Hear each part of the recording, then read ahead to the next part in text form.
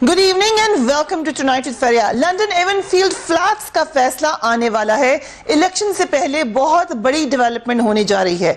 Let's take a look at the headlines tonight. Avenfield flats case की समाअत मुकम्मल हो गई। एहतसाब अदालत 6 जुलाई को फैसला सुनाएगी। पीपल्स पार्टी की भी अपने उम्मीदवारों को धमकियां मिलने की शिकायत। पीपल्स पार्टी के मंशूर में क्या नया है? पीपल्स पार्टी आम इंतखाबात में कहां खड़ी है? पूछेंगे पीपल्स पार्टी की सीनियर रहनुमा सेनेट में कैद हिज़्ब इख्तिलाफ शहरी रहमान से।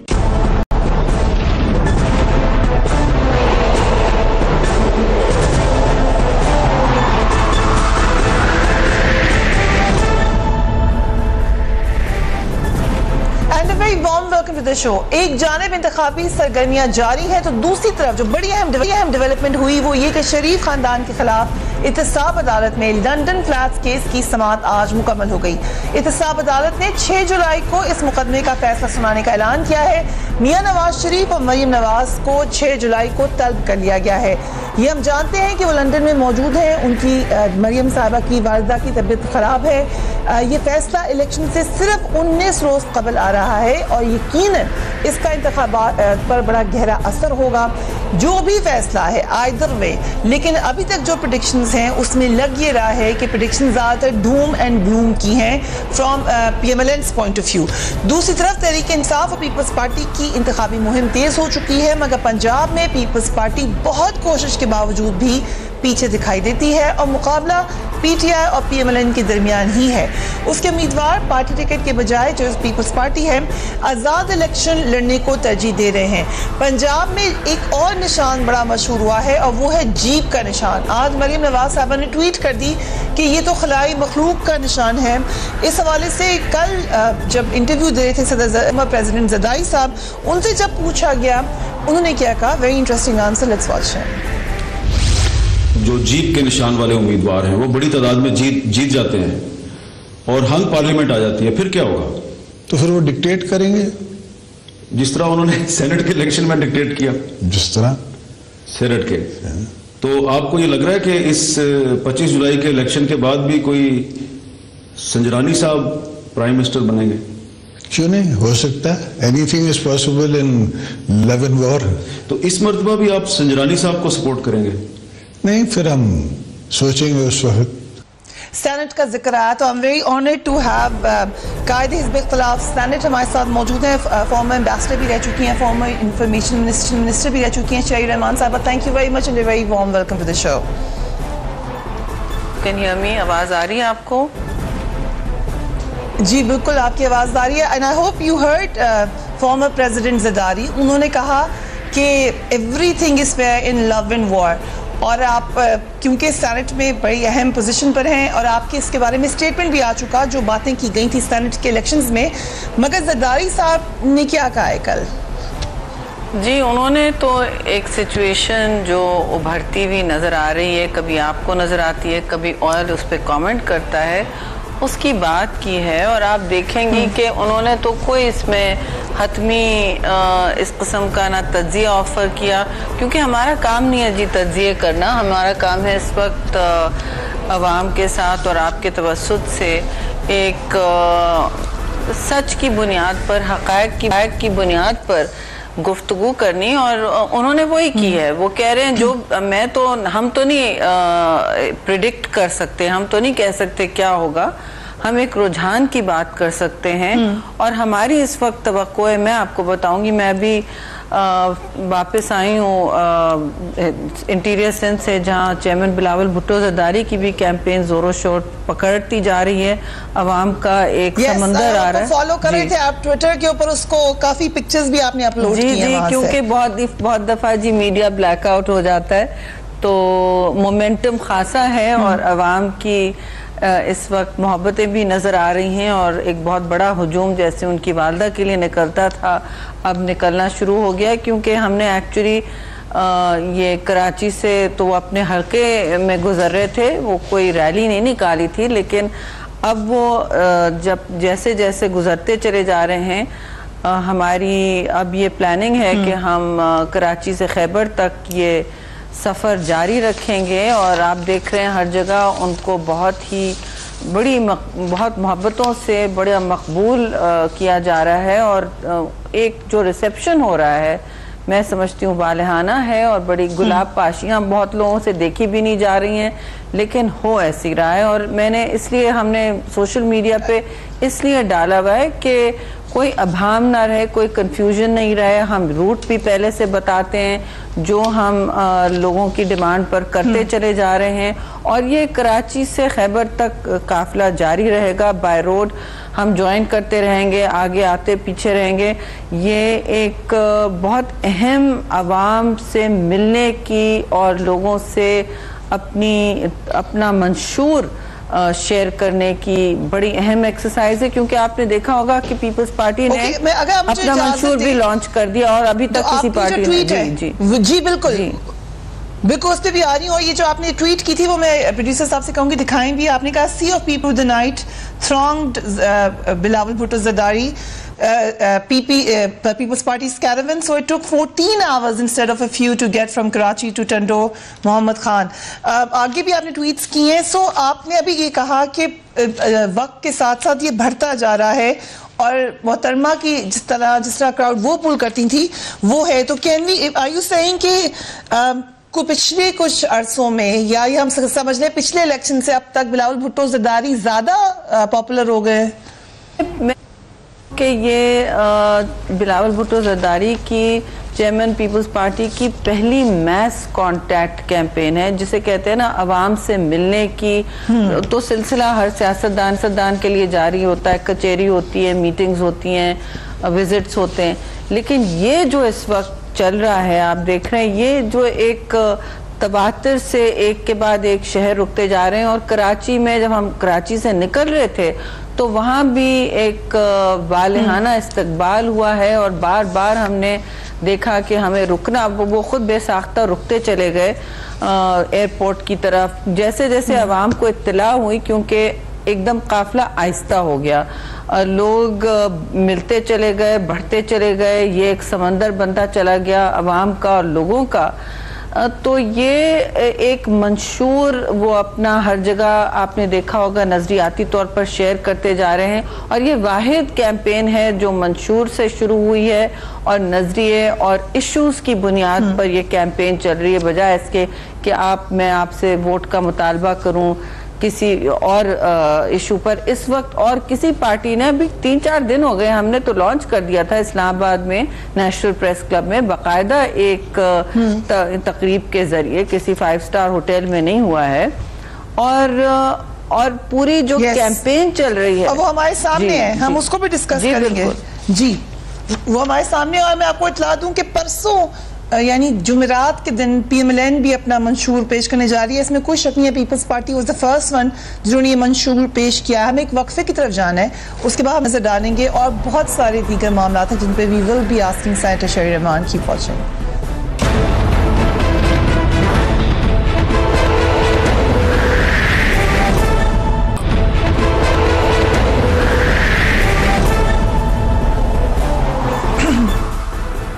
Welcome back. Senator Sherry Rehman हमारी खुसूसी मेहमान है। वक्फे से पहले वो कैंपेन का बताई थी बिलावल भुट्टो की, और बता रही थी कि बहुत बड़ी तादाद में लोग उनको देखने के लिए, मिलने के लिए आ रहे हैं। शहरी रहमान साहिबा, कैंपेन पंजाब में भी हो रही है, पूरे पाकिस्तान में हो रही है, मगर जो अब फैसला आ रहा है एवनफील्ड रेफरेंसेस का, उसका कितना असर होगा इस इलेक्शन के ऊपर? जी शुक्रिया आफरिया। देखिए, 2 बातें हैं। एक तो बहुत से लोग भूल चुके हैं इस हकीकत को कि पनामा का जो पूरा केस था, जिस बुनियाद पर यह केस बना है, ये पूरी कहानी एक तहकीकी सहाफ़ती एफर्ट के ज़रिए से बनी है, जो इंटरनेशनल सतह पर रिलीज़ हुई। इसकी वजह से दूसरे और प्राइम मिनिस्टर्स और लोग मुस्ताफ़ी हुए और बेसाख्ता हुए। ठीक है ना, आपको याद होगा, इतने महीने भी गुजर गए। फिर इस पूरे केस को अदालतों में ले जाने का अमल नवाज लीग ने खुद चुना, वो पार्लियामान में लाने से उन्होंने इस बात को गुरेज किया। उसके बाद जब ये केस चला और डिस्क्वालिफिकेशन का अमल सामने आया तो आपको याद होगा कि बार बार ये इनकी जो उस वक्त वहाँ जितनी भी एविडेंस पेश हो रही थी, शवाहिद पेश हो रहे थे, उसमें आपने देखा होगा कि कहानी जो थी या जो वो प्रेजेंट कर रहे थे अपना मुकदमा, उसमें बहुत ज़्यादा गैप्स थे और उनकी बुनियादी जो पूरा जो केस बना हुआ था वो बार बार खुलता चला गया और सारी कहानी फिर खुलती चली गई। तो और एक कहानी ने दूसरी कहानी का दरवाज़ा खोला, बहुत सी चीज़ें निकलती चली गई, एक केस से दूसरे केस पर आया, दूसरे एविडेंस दूसरी, पहले तो उनके बच्चों ने बातें की, 2 लड़कों ने बातें की, जो तजाद था जिसके बाद जो मरियम नवाज ने कहा, तो इनके अपने जो तजाद थे उनके बयानिए में वो अदालतों में निकलते चले आए। एसेंशियल बात यह है कि उनके बयानिए के, उनके शवाहिद के में जो सारा तजाद और गैप्स थे, जो बड़े बड़े गैप्स थे, वो निकलते चले गए और अब ये सूरत हाल की गई और उन्होंने काफ़ी केस को ड्रैग भी किया, मतलब अजर्नमेंट पर काफ़ी अजर्नमेंट्स मांगी गई। आपको याद होगा महीने तो उनके जो वकला थे, फिर कहा गया कि वीकेंड पर वो दिफा नहीं कर सकते। भाई अगर मेरी डिस्क्वालिफिकेशन या मेरी पार्टी पर केस बना हुआ होगा तो हमारे वकला तो सुबह शाम खड़े होते हैं जजेस के सामने, they are on their feet, जैसे देखिए ना। तो ये एक सूरत हाल बनी है कि वो चाह रहे थे कि इलेक्शन के जितने नज़दीक हो या उसके बाद चलते जाए, उसको ड्रैग किया गया। अब ये सूरत हाल है कि वो सियासी पूरे केस को पॉलिटिकली लड़ना चाहते हैं, वो एज अ केस नहीं देखना चाहते। सबको याद रखना चाहिए ये करप्शन इन्वेस्टिगेशन अब बन चुका था और ये करप्शन के बारे में जो इंटरनेशनल एक इन्वेस्टिगेटिव जर्नलिज्म के जरिए आई है, ये पाकिस्तान में मैंने, आपने, किसी और ने या उनके सियासी मुखालफिन ने इजाद नहीं किया। तो ये सारी बातें आपने बड़ी अहम बात की, आपने कहा इसको ड्रैग करने की कोशिश भी नजर आई। अब सूरत हाल ये है कि कुलसूम नवाज साहिबा बीमार हैं और अल्लाह उनको सेहत दे, लेकिन लग नहीं रहा कि नवाज शरीफ साहब या मरियम नवाज साहिबा, अभी तक जो खबरें हैं कि वो आ सकेंगे। उनकी अदम मौजूदगी में 6 जुलाई को फैसला सुनाया जा सकता है या नहीं? जी बिल्कुल, हमारे साथ तो ऐसा हो चुका है माजी में कि एक्स पार्टी डिसीजंस और हर किस्म के फैसले अदम मौजूदगी, जरदारी मौजूदगी में सुनाए गए हैं। आपको भी याद होगा, आप सहाफत में रही हैं काफ़ी सालों से, कि 3 एक साथ हियरिंग्स हो रही हैं जरदारी साहब के, मतलब आप किधर किधर जाएं। जो वो 12 साल के बाद अब बाइज्जत बरी हुए हैं, केसेस का दबाव तो उस वक्त जारी होता था ना ये, और अब आपने देखा जो मियाँ साहब खुद ले गए थे एहतसाब अदालतों में। अच्छा, अब ये सूरत हाल है। आपने जो कुलसूम नवाज की बात की, देखिए बेगम साहबा की हम सब इज्जत करते हैं, वो मुश्किल वक्त में जब मियाँ साहब चले गए थे मुल्क छोड़ के लंबी तवील मुद्दत के लिए, तो वो खड़ी रही लाहौर में, उन्होंने अपना एक दिफा भी किया और उनकी, देखिए उनका जो भी सियासी गैर सियासी किरदार रहा है उसकी मुश्तरका तौर पर लोगों ने इज्जत भी की है। और इस वक्त जो शदीद अलालत की कैफियत में मैं नहीं समझती कि किसी पर जेब, हम पर जेब, कोई जेब नहीं देता कि मैं उनकी इस तरह बात करूं कि ये एक पॉलिटिकल पॉइंट स्कोरिंग के लिए इस्तेमाल करूं। अल्लाह उनको सेहत अदा करे और जल्द सेहतयाब करे। हम सब ने बार बार, मैंने तो रिकॉर्ड पे दुआगो हुए हैं, हम सब, पीपल्स पार्टी ने भी यही कहा है और जितने भी सियासी उनके मुखालफिन है सब ने ये कहा है। तो वो ये अलालत एक बात है, किसी के साथ भी हो सकती है जी।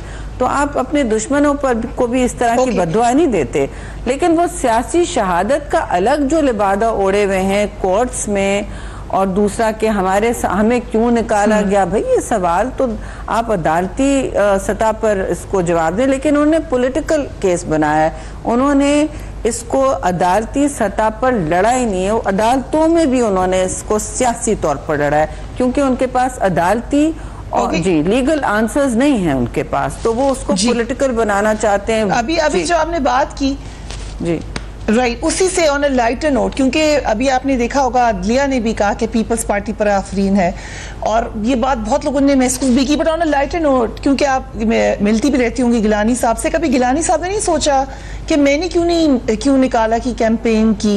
आई मीन ये कोई पीपल्स पार्टी में कभी ऐसी बात होती है ऑन अ लाइटर नोट? जी फरिया, लाइटर नोट क्यों, ये तो हकीकत है जो आप जिसका आप एतराफ़ कर रही हैं, जो हम मुस्तकिल रिपीट करते हैं कि हमारे जब प्राइम मिनिस्टर को निकाला गया और वो तो 5 साल जेल गुजार के आए हैं नौकरियां देने के लिए। ये इस तरह का कोई करप्शन केस नहीं था उन पे कि उन्होंने ऊपर 19 से 20 नौकरी कैसे दी, या मतलब जो भी नौकरियां दी, ये एक आप कह सकते हैं एस्टैब्लिशमेंट या ब्यूरोक्रेसी जिसे कहते हैं, हमारी ब्यूरोक्रेसी के एस्टैब्लिशमेंट रूल्स, उस पर केस चला है, एस्टा रूल्स जो होते हैं। और उस पर हमने सर तस्लीम खम करके गिलानी साहब ने राइजिंग ऑफ द कोर्ट तक वो खड़े हुए और वो फिर हटे। कोई इसमें सियासी तहरीक नहीं चलाई गई, क्योंकि हुकूमत हमारी थी और हम समझते हैं कि मुल्क में अदम इस्तेकाम लाना कोई रूलिंग पार्टी का काम नहीं हो सकता, बल्कि इसके बरक्स हमें स्टेबिलिटी और इस्तेकाम की तरफ जाना चाहिए, जमहूरी और पुरअमन कॉन्स्टिट्यूशनल ट्रांसफर ऑफ पावर की तरफ जाना चाहिए। और उसी वक्त आपने देखा कि हमने हाउस में, पार्लियामान में एक फौरी तौर पर बगैर किसी हंगामे तमाशे के, बगैर जीटी रोड पे केस किए, बगैर सिंध घेराव जलाओ किए, बगैर केपी गए, बगैर बलूचिस्तान गए, कोई तहरीक नहीं चलाई गई कि ये भाई हमारी सियासी शहादत हुई है। जबकि उस वक्त तो मियाँ साहब तो काले कोट पहनकर कोर्ट जा भी रहे थे मेमो गेट केस में वगैरह, लेकिन यूसुफ रजा गिलानी ने अपनी ग्रेस, अपनी डिग्निटी और पीपल्स पार्टी की इज्जत रख के वो उसी वक्त ग्रेसफुली मुस्ताफी हुए और पीपल्स पार्टी ने हाउस में कंसेंसस बना के राजा परवेज अशरफ को मुंतकिल किया एज प्राइम मिनिस्टर।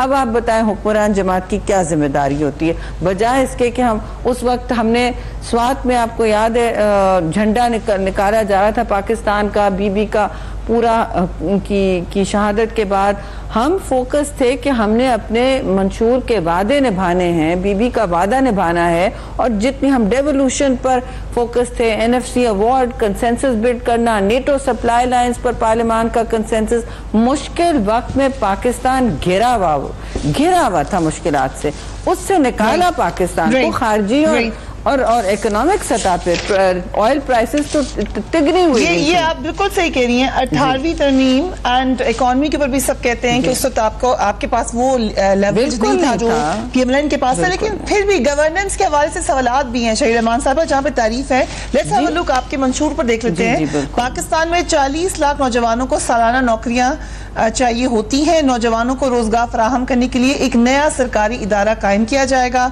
गुर्बत के खात्मे के लिए भूख मिटाओ कार्ड जारी किए जाएंगे। ज़राई पैदावार में इजाफे के लिए यूरिया खाद की कीमत कम की जाएगी।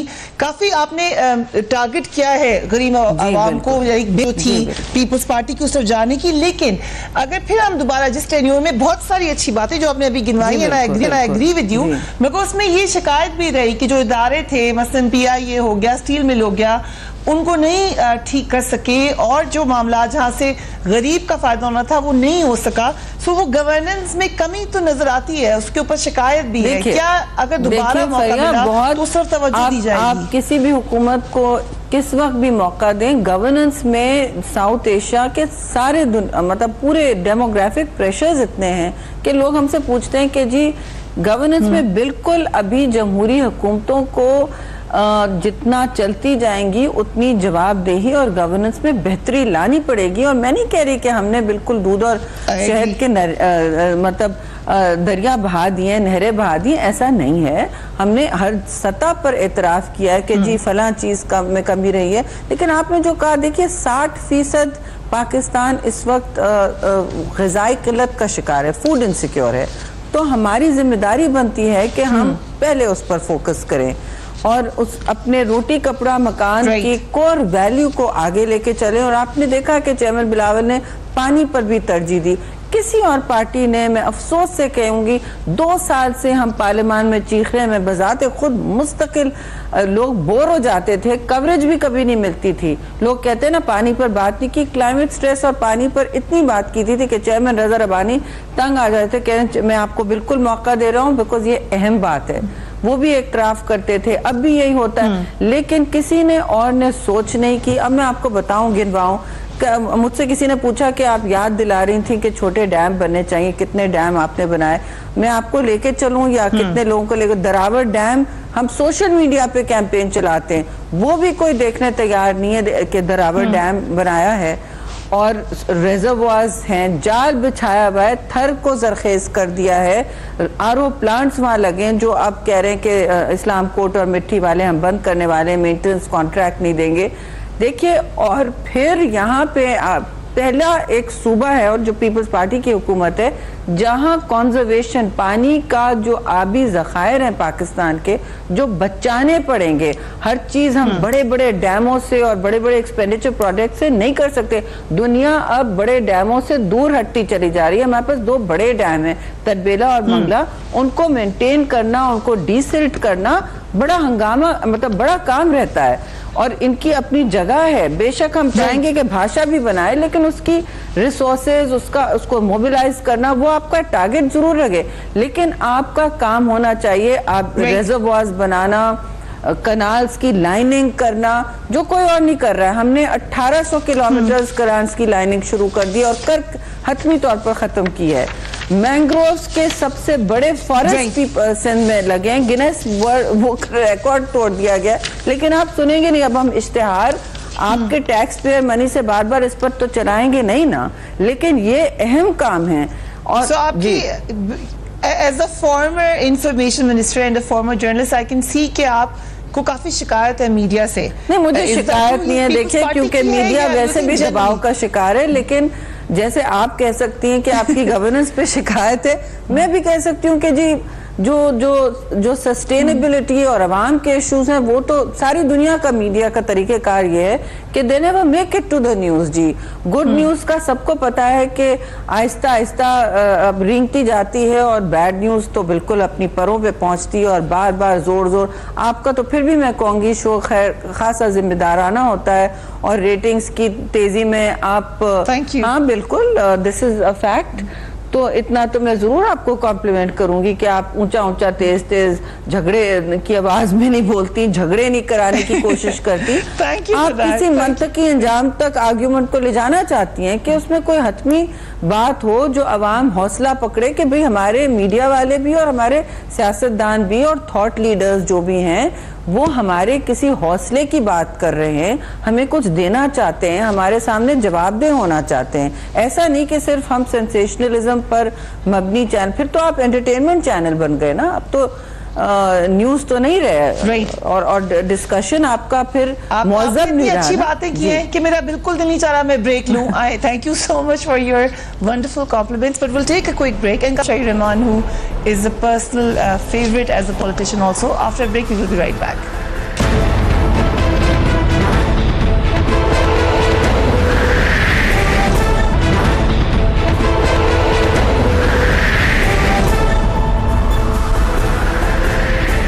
Welcome back. Senator Shahir Rahman साहबा हमारी खुसूसी मेहमान है। शाहिर रहमान साहबा, जो सेनेट के इलेक्शंस हुए इस दफ़ा अनफॉर्चुनेटली वो बहुत ही ज़्यादा कंट्रोवर्शियल बना दिए गए या हो गए, ख़ासतौर पे PMLN की तरफ से और दीगर कुछ लोगों की तरफ से उन पर बड़ी शिकायत हुई।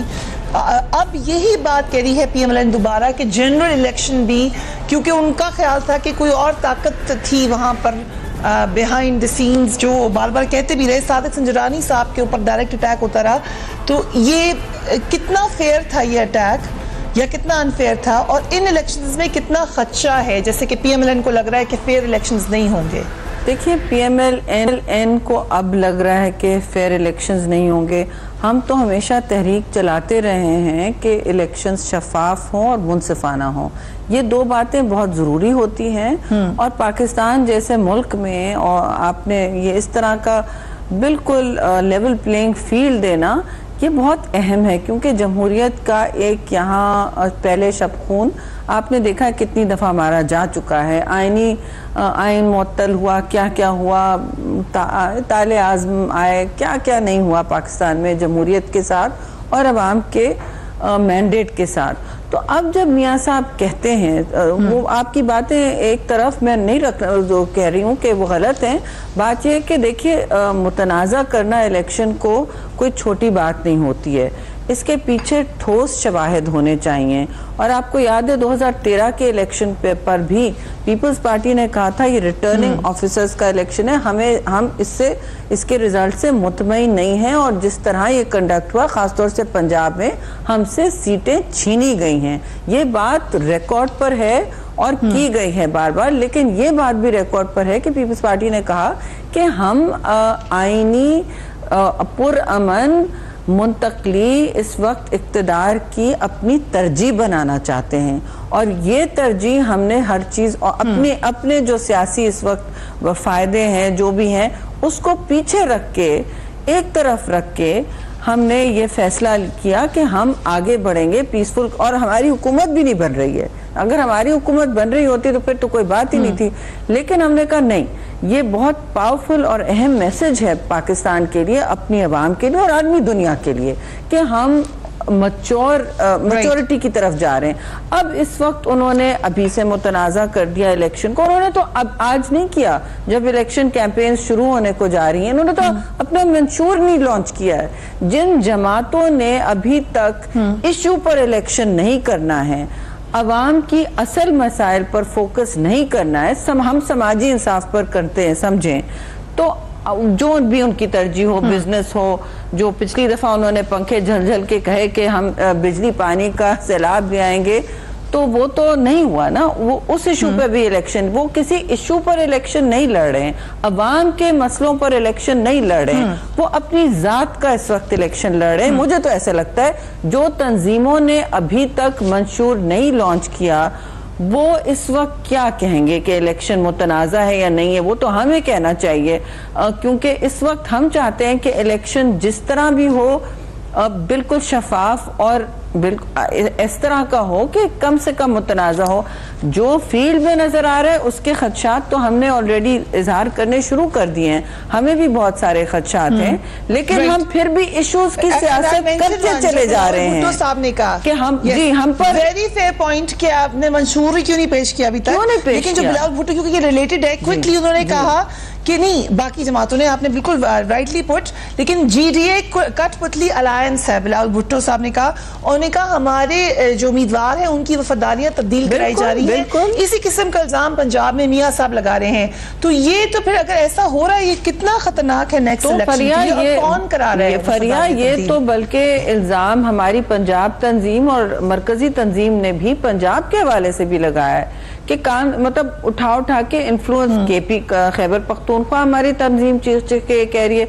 देखिए ये अमल तो हमें खदशात हैं कि इस तरह किया, हमारे साथ भी जा रहा है, लेकिन एक साथ हम अपना किबला दुरुस्त रखे हुए हैं कि अवाम को हमारी जिम्मेदारी है कि अगर हम चाहते हैं कि गैर मुनसिफाना इलेक्शन हो, गैर मुनसिफाना ना हो, शफाफ हो, ओपन हो, लेवल प्लेइंग फील्ड हो, तो हमें भी अपना जमहूरी अमल जारी और सारी रखना चाहिए। हमें भी आवाम के साथ जो हम निकले हैं, बजाय इसके कि हम कहें कि जी हमें क्यों निकाला, वोट को इज्जत दो। भाई आप वोट को इज्जत कहाँ से देते हैं? आप पहले अवाम को इज्जत दें। अवाम को इज्जत कैसे दिया जाता है? जब आप इलेक्ट होके आ जाते हैं, पार्लियामान के जरिए दिया जाता है। नून लीग और सॉरी टू से पीटीआई दोनों ने कभी पार्लियामान को इज्जत तो नहीं की, उन्होंने तो बेतौकीर किया है। कोई धरनों से करता है, उन्होंने ज्यादातर सियासत बाहर की है, और कोई नाजेबा अल्फाज इस्तेमाल करते हैं। पीएमएल नून तो जो हुक्मरान जमात है उन्होंने तो कभी पार्लियामान में आने की बॉदर ही नहीं किया, मतलब उन्होंने तो 4 या 5 दफा पार्लियामान में आए प्राइम मिनिस्टर। तो ये तो फिर आप किस लिए वोट होके इलेक्ट आना? सिर्फ इक्तदार के मजे लेने? तो एग्जीक्यूटिव से तो सिर्फ नहीं काम बन सकता ना कि आप अपना सब कुछ करके बैठ जाएं और अवाम से दूर हो जाएं। वहाँ कमेटियों के जरिए पार्लियामान चलता है।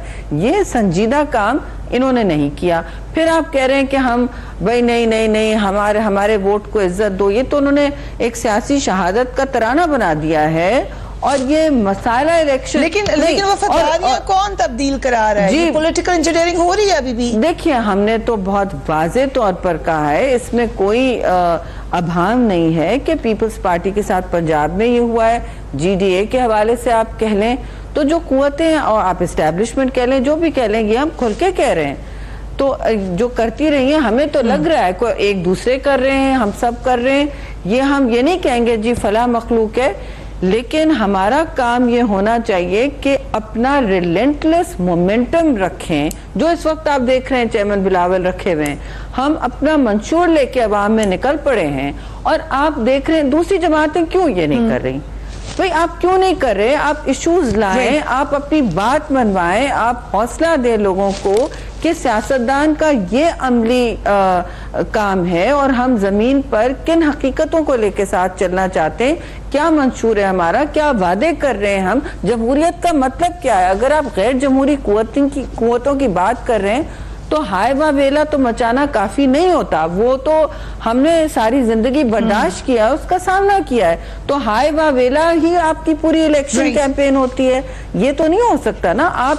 आप जमहूरियत को यकीनी बनाएं, और किस तरह कौन कौन सी पार्टी बना रही है, हम पे भी ब्लॉकेड्स होते हैं, जो कुछ प्रेडिक्शंस अभी आ रही हैं, आपने भी सुनी होंगी, जो कुछ एनालिस्ट कह रहे हैं। एक तो आसिफ ज़रदारी साहब की प्रेसिडेंट बनने की खबरें गर्म हुई, फिर ये कहा गया कि ये भी एक तरीका है या पेश किया गया है, वॉट एवर यू मे से।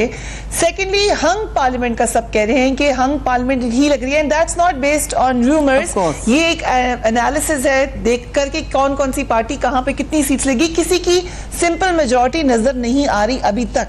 सो अगर हंग पार्लियामेंट होती है तो कौन सी जमातें आपको लगता है कि एक्चुअली नेचुरल एलाइज हो सकती हैं पीपल्स पार्टी की? फरिया, आपको याद है 2013 के इलेक्शन में भी इसी तरह तज्जिए हुए थे कि हंग पार्लियामेंट आने वाला, आपको याद होगा।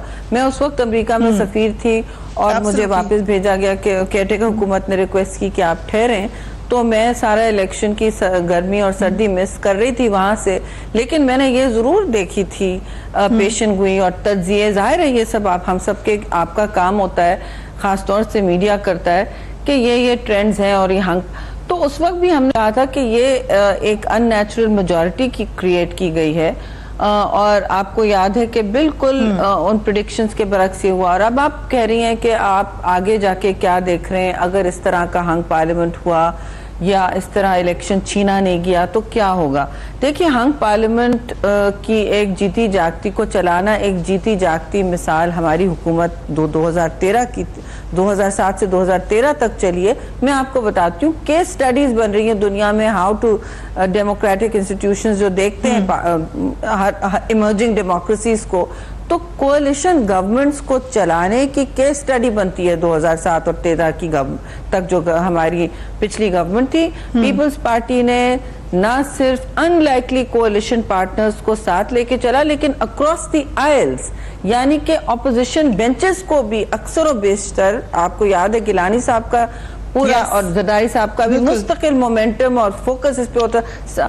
आप मुल्क के लिए तरामीम लाएं, अपने वादे पूरे करने पर फोकस करें, और अगर इस तरह आपको अपोजिशन के वोट लेने पड़े तो लें और मांगे और सबको साथ लेके चलें। और इसका मतलब है मुस्तकिल प्राइम मिनिस्टर पार्लियामान में होते थे, वुज़रा को सारे वक्त जवाबदेही के अमल में मुलव्विस होना पड़ता था, और ये बहुत एक अहम और मैं समझती हूँ पॉजिटिव कदम था जमहूरियत के लिए, और लोगों का पार्लियामान में हौसला बढ़ रहा था। आपने देखा हो नेटो सप्लाई लाइन्स का था, हमने सबको एक साथ लेके चला, 7 महीने मुअत्तल रखा सप्लाई लाइन। फिर आपको मैं एक और एग्जांपल देखूंगी, औरतों का हमारा बहुत तरजीह होती है, पीपल्स पार्टी की तरजीह होती है वल्नरेबल ग्रुप्स, मजलूम ग्रुप्स, जो भी जिन मार्जिन्स पे उनको अंदर लाना। औरतें पाकिस्तान की 50% 51% इस वक्त पॉपुलेशन है, उनको तरजीह देना, मुस्तकिल सामने रखना। और तो उसमें क्या था, जब बिल्स आते थे खवातीन के, सेक्सुअल हरासमेंट आया, उस वक्त मैं विमेंस मिनिस्टर थी, मैंने कैबिनेट में इंट्रोड्यूस किया, होते साल लग गया, होता है। तो हमारे कोalition पार्टनर्स ने उस वक्त कहा कि हम नहीं इसके लिए बिल, आपको याद है JUIF ने कहा हम नहीं देंगे। हमने उस वक्त दूसरों से बात की, मैंने कहा हमने कहा चलें ठीक है, जरदारी साहब ने कहा लेकिन ये हमारी मंशूर की तरजीह है। तो दूसरों से कहा जो कहते हैं कि हम भी तरजीह बनाते हैं, आप आए साथ मिलें, आप खवातीन के हुकूक के खिलाफ वोट करेंगे। तो इस तरह आर्ग्यूमेंट बनाते बनाते, मुकदमा बनाते बनाते अपने मंशूर के लिए 18वीं तरमीम जैसी मुश्किल काम NFC अवार्ड पंजाब को साथ लेना जो नून लीग के अंडर है, हमारे मिनिस्ट्रीज ने मतलब रात रात बैठ के पार्लियामान के बाहर ये काम किए। तो ऑनेस्टली BISP जैसा प्रोग्राम मुंतकिल किया जो अब IMF कहता था, नून लीग को IMF ने कहा है कि अगर आप वर्ल्ड बैंक की इस पर ट्रांसपेरेंट अकाउंटेबिलिटी ऑडिटिंग रखेंगे तो हम IMF प्रोग्राम देंगे। इस तरह इन्होंने ये चलाया है। अब भी ये बात की गई है। तो पीपल्स पार्टी के बड़े बड़े प्रोग्राम मुंतकिल हुए, जमीन पे मुंतकिल है। शायद आपको बहुत सारे गैप्स नजर आ रहे हो और बहुत होंगे, लेकिन हमने कोalition गवर्नमेंट चलाने की जीती जागती मिसाल दी है मुल्क को। ये बात सही है, कोalition अगर चलानी है तो पीपल्स पार्टी जैसी एग्जांपल फॉर श्योर। ये कहा भी गया कि जिस तरह ज़रदारी साहब ने कोalition चला ली, मुश्किल होता है कोalition गवर्नमेंट अराउंड द वर्ल्ड। ये मुश्किल है कि आप कोalition गवर्नमेंट को लेके चलें, लेकिन हमने ये मिसाल देखी 2007 to 2013 एज शरी रहमान साहब mention. Thank you so much for being on the programme. वक्त लेकिन अहम बातें उन्होंने बताई अपने मंशूर के हवाले से, नेक्स्ट इलेक्शंस के हवाले से जो खदशात हैं, और पीपल्स पार्टी क्या प्लान कर रही है, और खास तौर पे मास कैंपेन जो कि इस वक्त बिलावल भुट्टो ज़रदारी साहब ऑन ग्राउंड है उसके हवाले से भी। Do give me your feedback. अपने घर वालों का ख्याल रखिए। अल्लाह हाफिज़।